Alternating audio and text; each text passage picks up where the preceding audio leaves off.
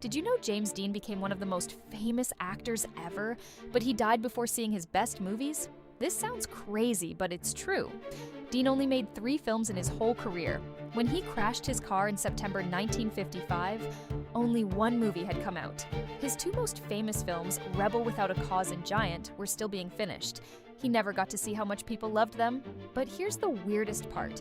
Dean was almost completely blind without glasses, but he refused to wear them while filming.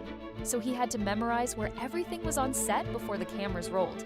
He memorized where every actor would stand and where every prop would be. During Giant, his character was supposed to stare at a huge oil tower, but Dean couldn't actually see it. He was just pretending to look at something that was invisible to him.